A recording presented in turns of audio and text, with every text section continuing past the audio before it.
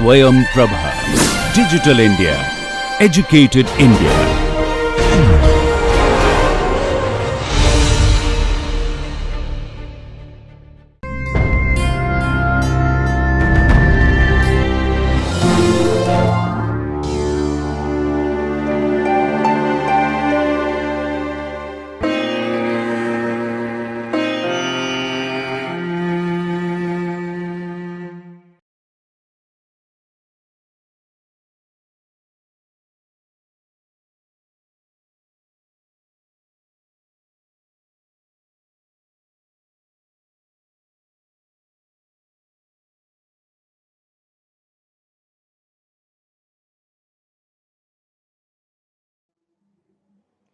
Welcome, dear friends, dear students.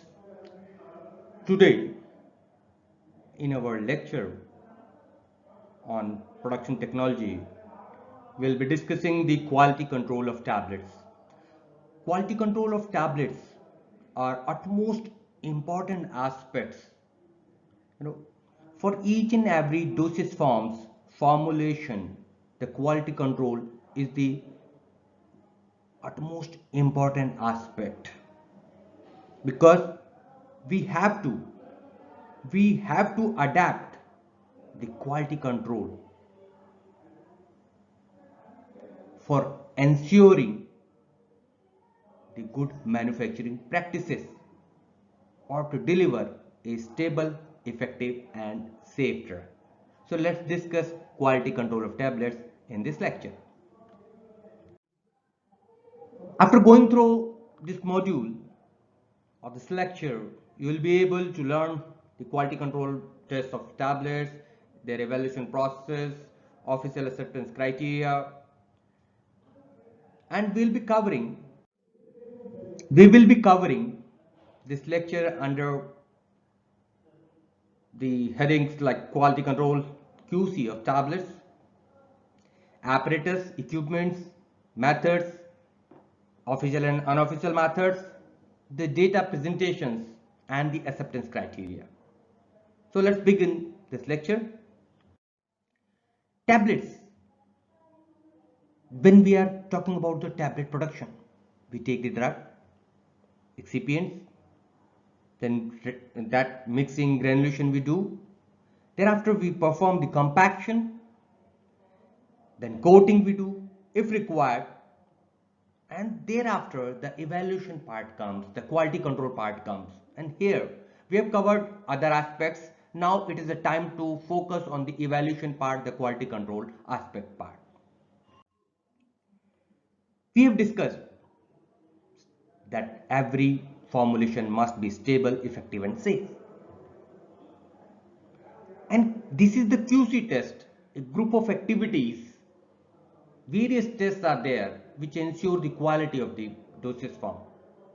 And these tests govern the overall quality of the entire product. Now let us discuss the quality control or the evaluation of tablets. What are those specific tests? They may be classified official and unofficial. Let's talk about the official quality control test first. Dissolution, content uniformity, that's called weight variation, and disintegration. These are the three most important official tests. Though the friability has also been mentioned very recently and introduced in the IP 2014, so it is considered now as a official test. Otherwise, it was included in the unofficial list. Though in many other pharmacopoeia, still the friability is not there. But okay, we can take it as a official quality control test also now. Now, evaluation of tablets, if we are talking there, we are talking about the unofficial test, the mechanical strength, tablet size and shape, thickness, average weight. And among the in the mechanical strength test, tensile strength, hardness, and to friability. So again, I have mentioned that friability is now, it was there in an unofficial test, but there is a discussion about the friability still, that whether it should be there in official test or in the unofficial one. But I want to clear it that to To mention a test as official or unofficial, we have the definition simply that if the test, the procedure is mentioned in the official books like pharmacopoeias, then it is official test, otherwise it is unofficial test. Okay, so dissolution. Let's discuss the very first test. Dissolution is defined as a process by which a known amount of drug substance goes into solution per unit of time under standardized conditions. So actually, it is the movement of solute into the solution. You can say it's a kind of solubility with a function of time. Okay, always remember this fact that there is difference between the solubility and the dissolution. Now, dissolution is used for characterizing the biopharmaceutical quality of a product at different stages in its life cycle. It is also used for choosing different alternative formulation for further development. Dissolution testing is an official test. It's an official test. It is recommended by all pharmacopoeias for evaluating drug release of solid and semi-solid dosage forms. So we are just evaluating that how the drug release is, how the drug is being released from a dosage form with the help of dissolution, and it is very crucial, parameter for evaluating a drug performance. Now let us discuss what is the drug dissolution and permeability. That when we ingest a drug, when we take a drug, it goes into the solution in the GIT. It is called dissolution because the solute has entered into the solution, okay, with a function of time.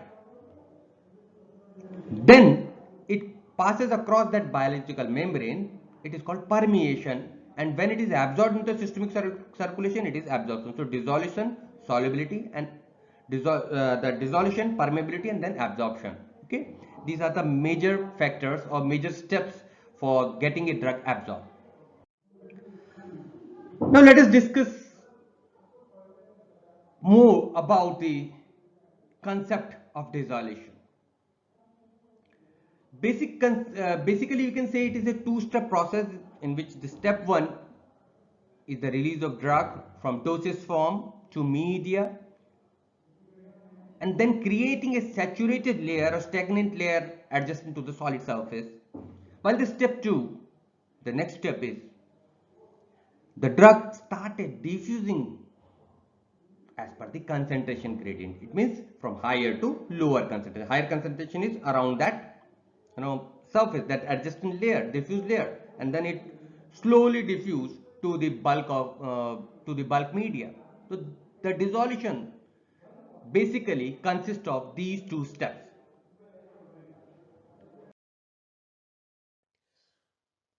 Let's see, on the basis of this equation, you can enumerate the factors which are affecting the dissolution, like number one, surface area of drug A, which is dependent on the physicochemical properties like particle size, wettability, and the physiological properties like surfactant in gastric juice and bile may affect this effective surface area. Diffusion coefficient of the drug D is dependent on molecule size. Viscosity of and the viscosity of luminal content is affects this thing. Stagnant layer thickness, okay, the motility pattern and flow rate can modulate the stagnant layer thickness, while the solubility, saturation solubility, we are talking about that hydrophilicity, crystal structure, solubilization, they affect this solubility. pH, buffer capacity, bile and food compositions, they affect this solubility. Amount of drug release, drug already dissolved, XD, is governed by the permeability factor, and the volume of solvent available, V, is basically affected by the physicochemical properties of like secretion and co-administered fluids. So by these factors, physicochemical and physiological properties factors, these factors of dissolution are governed.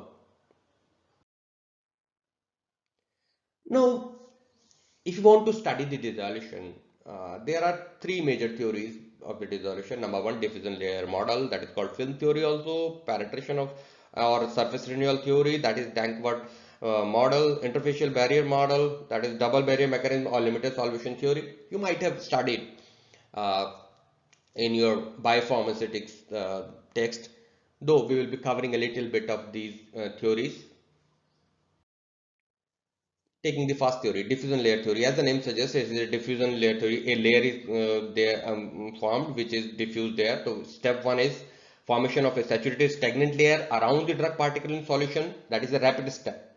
Then it is followed by the drug diffusion from high to low concentration. Higher concentration is around it, around this core. So drug diffusion from high to lower concentration. It is the slow and rate limiting step. So step 2 is the rate limiting step, which is actually governing the overall release. Okay, overall dissolution profile. As you can see in this figure, clearly shown that solid drug particle is there in and around it a stagnant layer is formed, which is having a thickness of H. Okay, the saturation solubility CS is indicated here, and the drug is slowly diffusing from this stagnant layer to the bulk of the GI fluid, and then it is going for the permeation. So diffusion layer theory can be explained by this diagram. You must draw this diagram whenever you are answering the theories of dissolution. Okay, moving to the next theory, surface renewal theory. So surface renewal theory, it is continually exposed to fresh dissolution medium. Numerous eddies or packets are there in the agitating medium. What happens, that solute diffuses into the packets and is carried to the bulk medium, as we will see in this diagram, that unlike previous theory, no stagnant film layer is there due to turbulence or constant surface renewal. So surface renewal is the prime factor here. Let's see in this figure that solid drug particles are there and drug is going to those packets, solvent packets, and then it is being carried to the bulk. Okay? And the surface renewal is happening again and again. Moving to the interfacial barrier model, it is also called limited solution theory. A crystal undergoes dissolution through an interfacial process in the dissolving medium, and the true surface area of the crystal must be considered for this, for explaining this, and each surface provides a different contribution to the dissolution process. It can be very easily understood with this figure that how interfacial barrier model can be explained in this diagram. So please mention it whenever you are explaining it, these theories. The figures must be there supported with your other things. Now moving to the dissolution apparatus. Uh, Actually, dissolution is an apparatus which reasonably mimics the physiological conditions available in the GIT. Jar, that jar mimics the GIT, because that's why it is its bottom is hemispherical, just which is trying to, as you can see in this diagram also, the jars are hemispherical, and actually it has been tried, the efforts has been focused to mimic the GI environment, because the stomach and the intestine, they are basically hemispherical in nature. Okay, they are corners. If you see the stomach is the bottom part is hemispherical. We are trying to mimic that environment. Secondly, is volume, like gastric media, like 900 to 1000 ml is there, because in gastric media the same amount is there. So the capacity is 900 to 1000 ml of the jar of that dissolution apparatus. Temperature is maintained by the maintained at body temperature by the heater. Uh, Agitation is given by the paddle or basket to mimic the gastric motility. As you can see in this diagram also, however, we have it has been removed right now because in the standby condition. As in upper part, you can see these are the hooks. These are the parts from where the paddle or basket is hanged, and the agitation is given through this shaft, which is driven by the motor. Uh, it may be single station or multi-station. Right now, which you are seeing is it is a 8-station dissolution apparatus. So official dissolution test apparatus IP, that is paddle type 1, and basket type 2. Remember that in IP type 1 is pedal type, while in USP type 1 is basket type. It is very important. Many times in Viva and in examination this is asked.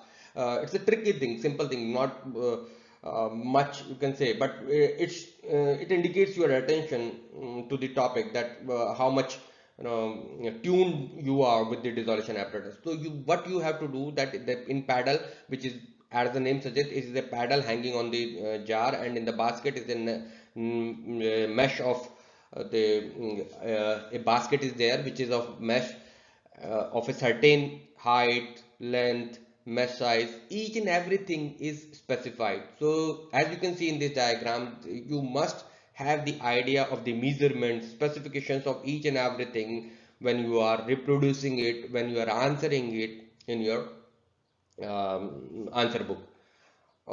In the USP and IP, the specifications are same, but just the name is different, as we have discussed. So just remember each and every specifications perfectly. Okay. So we have discussed about the IP. Let me tell you something about the dissolution test apparatus USP. There are seven types of dissolution apparatus are there. Okay. First is rotating basket. As we have told, this type 1 is basket here. Type 2 is paddle. Type 3 is reciprocating cylinder. Type 4 flow through cell. Type 5 paddle over disc. Type 6 cylinder. Type 7 reciprocating holder. So first two, basket and paddle, are for oral immediate release and modified release. IR stands for immediate release, MR stands for modified release. IR and MR, and reciprocating cylinder is meant for modified release, and flow through cell is also for the modified release dosage form. However, for the NDDS, like transdermal delivery system, paddle over disc and cylinders are there, and also the reciprocating holders. See that what is the paddle over disc, which is a very common type of dissolution apparatus. What we do here, in simply the jar, you can prepare a dish can be inserted, which is up relatively at the up slightly above from the bottom of that hemispherical jar, and you can affix that transfer patch onto that disc, and paddle can be hanged. So paddle over that disc in this jar. So it's simple. You can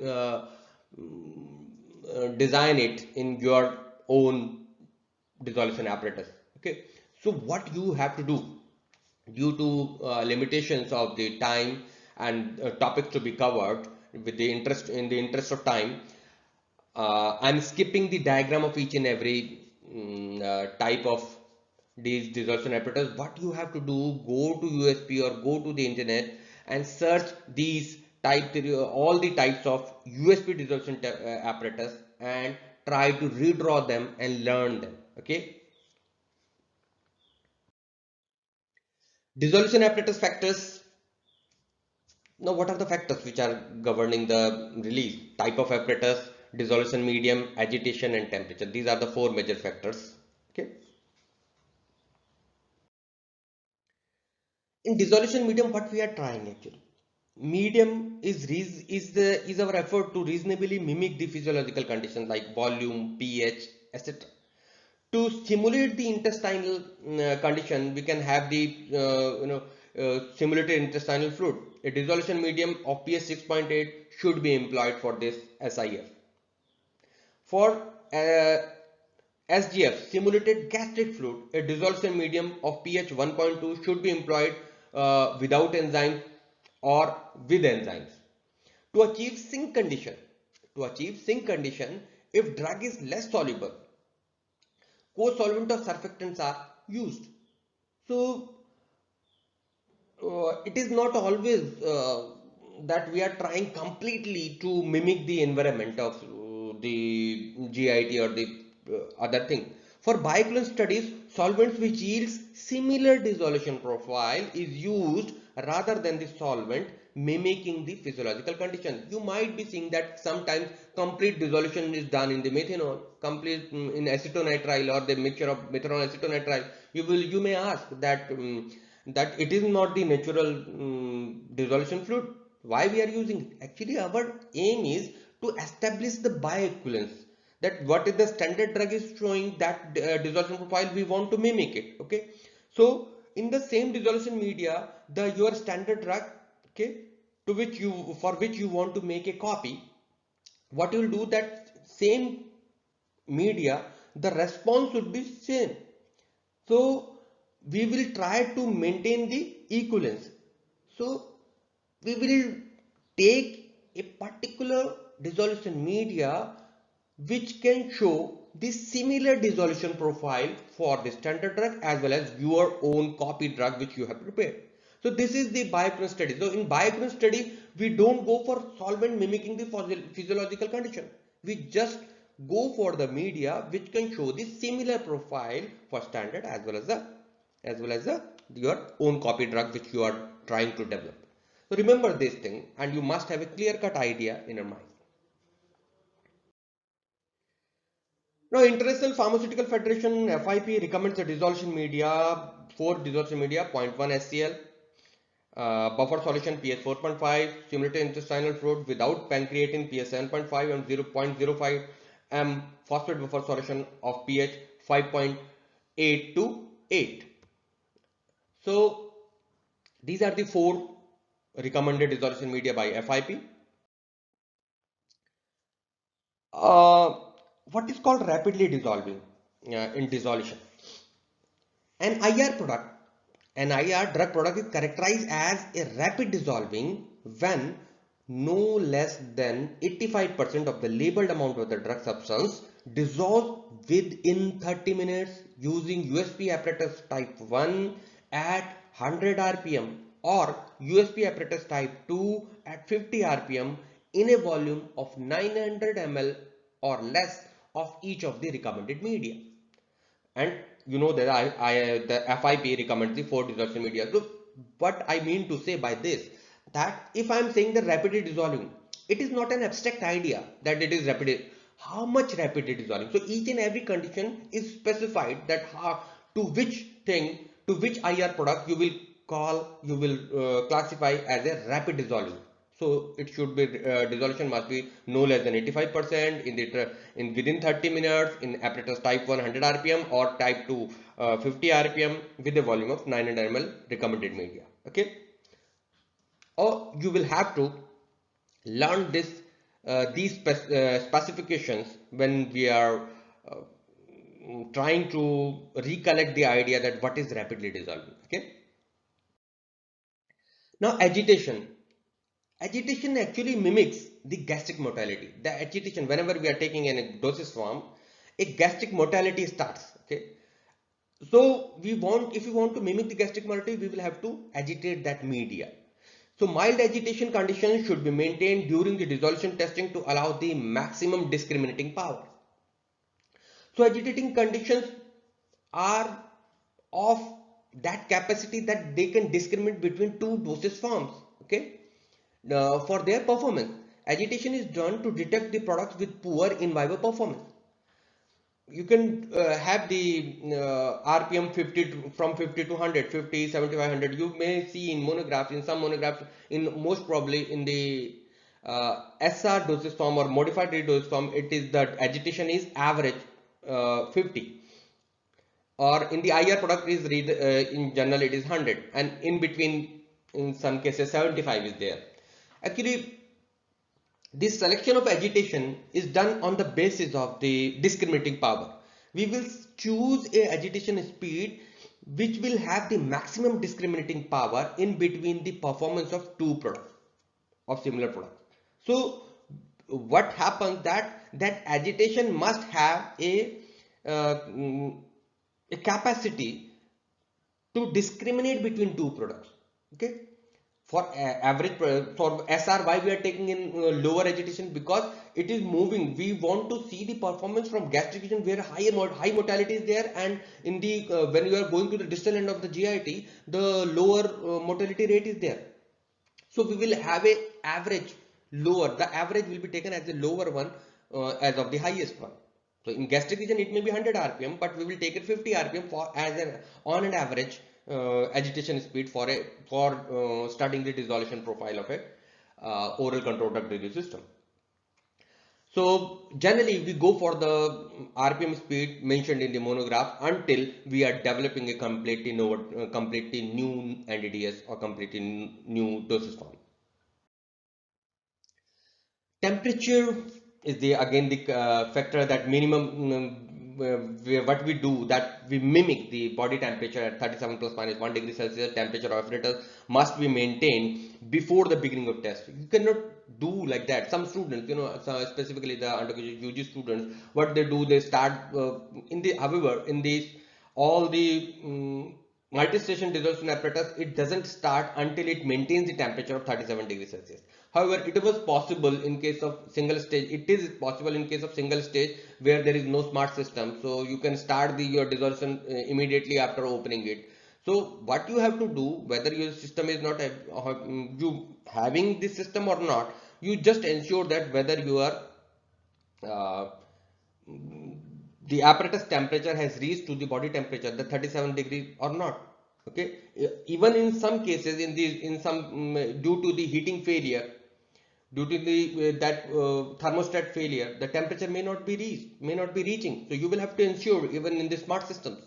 So increase or decrease in temperature may affect the solubility and the dissolution. So that's why they are very important.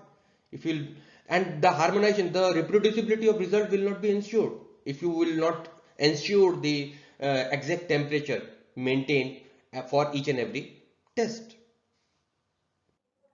Now friends, dissolution test USP we are going to discuss in detail. For dissolution test pharmacopoeias, whether it is IP, USP, BP, what it recommends: dissolution test medium and volume in a particular monograph. What is there?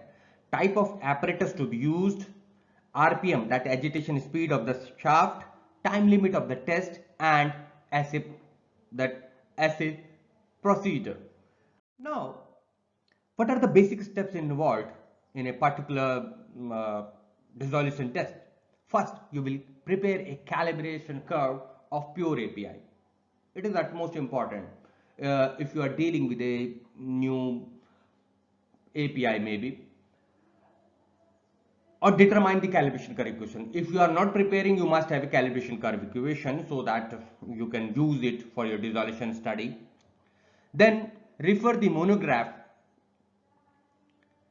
in pharmacopoeias and choose apparatus, media, volume, RPM and study time as per that particular monograph. Okay. Then preheat the apparatus. It must be ready at that body temperature 37 degrees Celsius before the start of the test. Set the RPM. Put one tablet in each dissolution jar containing the media and then perform the dissolution study. Now what to do? We draw the sample at set time as per the monograph or requirement of the study. Replace the pre-warmed same volume of media in the jar for longer studies. Okay, if you are studying for sustained release drugs, then you will have to take much more samples than the immediate release one. In immediate release, you take just one sample after 45 minutes in most of the studies. But in case of SR or extended release drug, you have to take the samples, or in case of NDDS also, you need to take the sample at the 15 minute, 30 minute, 1, 2 hour, 4 hour, 6 hour, 8 hour. So you will have to replace at each time the same amount of the pre-warmed dissolution media to that particular jar from which you have withdrawn the sample. Then filter, dilute the sample and then analyze, determine the drug release and check with the acceptance criteria. Now how you will determine the drug release? You will analyze with respect to that whatever you are having, the calibration curve equation, and then you will put the absorbance value and will calculate how much amount is there, how much amount have been released at that particular time, and then you will plot some curves. Let's see them. And when you have got that, that you have withdrawn the samples, analyze them, then you see the curves, that dissolution rate, dissolution, percent drug dissolution, and with respect to the time, you plot the curves as we have discussed. Now, what is the acceptance criteria? The three-stage acceptance criteria for IR, immediate release dosage form. For stage S1, number tested 6. Acceptance criteria is each unit is not less than Q plus 5%. What is Q? Q is the amount dissolved of active ingredient. S2, in stage 2, you take 6 more tablets, an average of 12 units. Here S1 plus S2 is equal to or greater than Q. Okay, this Q, the amount of dissolved active ingredient, and no unit is less than Q minus 15%. Okay, the labeled amount. If labeled amount is 100 milligram, it should not be less than 85%. Got my point? Stage 3, no, you take 12 more tablets. If S1 is and S2 is not accepted, then you take again the 12 more tablets, average of 24 units. Now S1 plus S2 plus S3, okay, is equal to or greater than Q, not more than 2 units are less than Q minus 15%, and no unit is less than Q minus 25%. Okay, so please learn this acceptance criteria, and this is very standard one given by the USP and IP. Now, these were the curves which we are talking about, that percent cumulative drug release versus time we can have for immediate release curve. For immediate release, as you can see, for SR kind of drug or pure drug it is, and for formulation this is the, you can see this thing. Now, what are the most common graphical representations? Percent CDR, cumulative drug release versus time, this one. Okay, then log of percent drug remaining versus time. Okay, with the help of this you can determine the order of reaction. Percent CDR, cumulative drug release versus square root of time, that is representing the Higuchi plot or Higuchi mechanism of release. So that if it follows this plot, there's a linear relationship is there between the percent CDR versus square root of time, then it is a matrix diffusion process. Then log of percent CDR, cumulative drug release versus log of time, that Corso-Mayer-Pepaz equation, by which we can have what these graphical representation gives us the idea about the order of reaction, mechanism of release. Please do study the each and every graph and their significance. Okay, we can also have, in some studies, for longer studies, we can also calculate the T50, T25, T50. It means where the 25%, the time for which the 25% of drug is released, called T25%, T50%. So these are called dissolution 25%. These are the additional features you can put for these SR and ER extended release drug release. Okay. Now weight variation, USP and IP. For batch-to-batch uniformity applicable when the tablet contains 50 milligram or more of the drug. Remember this thing, when it is having 50 milligram or more of the drug, then you perform the weight variation. Weigh the individually 20 units selected at random and calculate the average weight. Not more than 2 of the individual weights deviates from the average weight by more than the prescribed percentage, and none deviates by more than twice that percent. Okay. Now see this acceptance criteria again. Average weight of tablet, according, if it is as per the IP and BP, it is 80 milligram or less, then limit is plus minus 10%, and average weight of tablet according to USP is 130 milligram or less. If it is more than 80 milligram or less than 250 milligram, then limit is plus minus 7.5%, and average weight of tablet should be between the 130 milligram to 324 milligram. If the average weight of tablet is 250 milligram or more, then this limit is plus minus 5%, and average weight of tablet more than 324 milligram. So this is the acceptance criteria for the weight variation. Now we are discussing now the content uniformity. For all coated and uncoated tablets and all capsule intended for oral administration with the size range of the doses from 50 milligram or smaller sizes. What we are going to do now. Tablet monograph with the content uniformity requirement do not have weight variation requirement. If you are having the content uniformity requirement, then you don't need to go for the weight variation. Okay. What is the acceptance criteria? 30 tablets are selected and 10 are assayed individually. At least 9 must assay within plus minus 5% of the declared potency, and none may exceed plus minus 5%. Got it?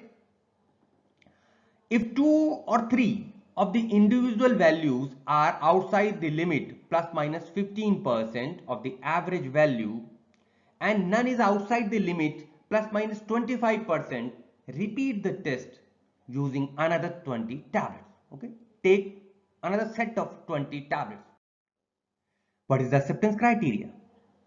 The tablet comply with the test if in the total sample of 30 tablets, not more than 3, remember, not more than 3 of the individual values are outside the limit of 85 to 115%, and none, remember, none is outside the limit of 75 to 125% of the average value. So this is the acceptance criteria. Please do remember it by heart. Now we are talking about the tablet disintegration.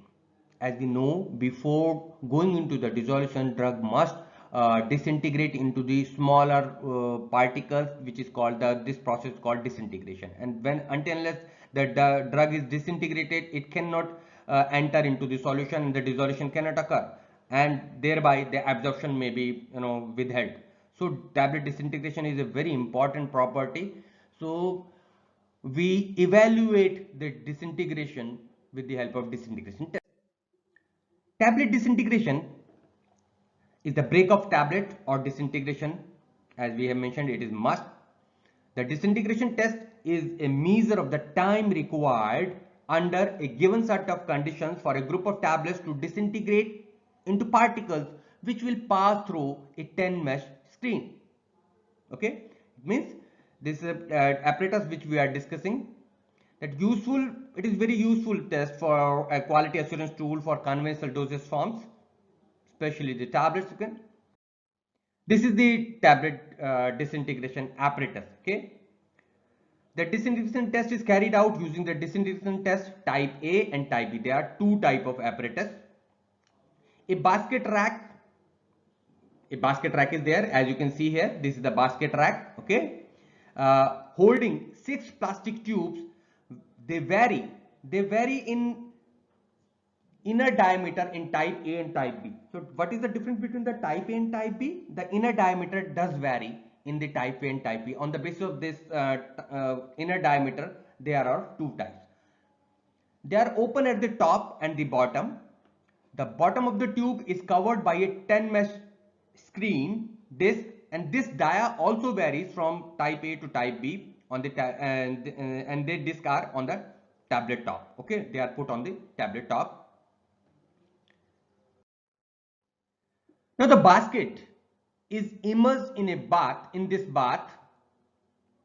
of a suitable liquid held at 37 degrees Celsius, preferably in a 1 liter beaker. Water or simulated gastric fluid is used as the media. Okay. Now let's see this diagrammatic representation, that this is the that assembly, that plastic tubes are there. Okay, tablets are there. On the top of them, these discs are there. Okay, the movement, this assembly, this rack, this basket rack moves up and down in this media, which is having 37 degrees, which is at 37 degree temperature. This 1000 ml beaker is there, and this movement is upward and downward movement is done, and this 10 mesh screen is there. Okay, this is the schematic representation of the disintegration test apparatus, and you must learn this these specifications of this disc and these tubes in order to learn about the apparatuses, standard apparatus. Okay, so you got it. What is the disintegration apparatus? Now learn the specifications, that what is this length, dia and the mesh size, okay, of each and every standard part and component of this disintegration apparatus. This is mentioned here, and also refer the official books like pharmacopoeias for learning the specifications of this type A and type B apparatus. Now let us discuss the process.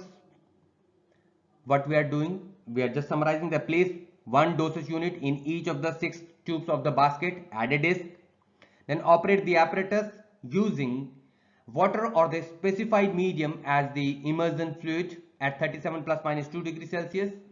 At the end of the time limit specified in the monograph, lift the basket. You will lift the basket from the fluid and observe the tablet. All of the tablets have disintegrated completely. If one or two tablets fail to disintegrate completely, repeat this test. On 12 additional tablets, the requirement is met if not fewer than 16 of the total 18 tablets tested are disintegrated. Okay, hope you have got my point and the evaluation parameter disintegration test. Now, what is the acceptance criteria in case of capsules and tablets? You can say for uncoated tablets 15 minutes, for coated tablets 30 minutes is the disintegration time. For entry coated tablets it should not disintegrate in 120 minutes in 0.1 mScl, and for mixed phosphate buffer it should be, the time limit is disintegration time is 60 minutes. For entry coated tablets, okay, because entry coated tablets are meant for releasing the medicament into that at the basic pH only. Dispersible and soluble tablets must disintegrate within 3 minutes, and effervescent tablets, the time limit is 5 minutes. Now, mechanical strength of tablet. For assessing physical stability of tablet, we perform this mechanical strength. Unofficial test, tensile strength, hardness, friability test for tablets. These are the unofficial tests. However, we have mentioned the friability test has been included now. For tensile strength, it's a non-compendial test. What we are doing, this is the force required to break a tablet in a diametric compression test. This is called crushing strength. Okay. Radial axial tensile strength hardness testers are available there. Manual, maybe Monsanto, Pfizer. As you can see, Monsanto tester it is, Pfizer, and this is the digital one. These are the variety. These are just three, but there are a variety of test apparatus which are available in the market for analyzing the crushing strength, or you can say the hardness of the tablet. Okay. Now let us discuss about the friability test, which was earlier it was an official test, but it has become the official one because after the entry of the friability test in the Indian Pharmacopoeia. The test is designed to evaluate the ability of the tablet to withstand the abrasion in packaging, handling and shipping. So tablets are weighed and placed in the Roche friabilator, rotated at 4 minutes and 25 rpm and fallen from 6-inch height in the apparatus, and again weighed and percent loss is reported. Now in the next video, we are going to show you how actually it happens, how friability test is done in the laboratory setup. So let's enjoy this video. In this video, that we are placing the tablets which are pre-weighed into the Roche friabilator, then the agitation is moved for the time 4 minutes at the rate of 25 rpm. When the rotations are completed, it stops automatically, and then they are taken out, weigh again, and percent loss reported is determined, and percent loss is determined, and it should be not more than 1%. Okay. Now you have seen how the Roche friabilator works. This is the assembly. You can again you have seen in this video. This is the movement where and the tablets are falling from that 6-inch height. Okay, so remember the representation of this diagram when you are quoting about the friability apparatus. Now, tablet size and shape. The thickness of individual tablet may be measured with the help of a micrometer. Tablet thickness should be controlled within a plus minus 5% variation of a standard value. These are the further readings. Please do go through these further readings and enrich your knowledge for the production technology subject. Now let me give you the takeaway message, what you have learned in this lecture. Tablet quality control test ensure the quality. They may be official or unofficial test. Dissolution, disintegration, weight variation and content uniformity are the official or competitive tests along with the friability now. And hardness, thickness, shape, size, these are the unofficial tests. Remember, they are the acceptance criteria. Do learn their acceptance criteria because they are utmost important.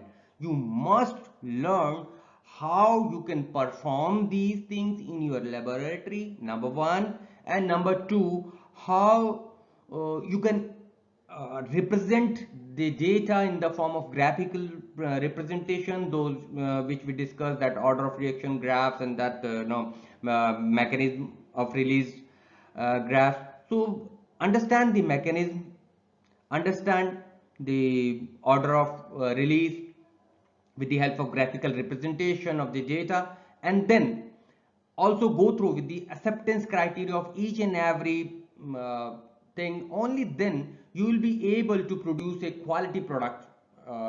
That's why even if you are just indulged into the production only, you must know that what the quality control test is indicating and what changes you should need, you should do in the production of the tablet. That's why the quality control test of in each formulation indicates what to do and what not to do to ensure the quality of the product, for ensuring stability, safety and efficacy of the drug.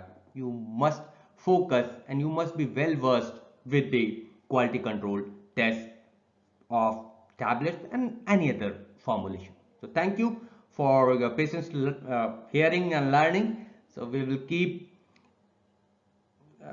letting you know about the more formulation, more production technologies. Happy learning. Thank you.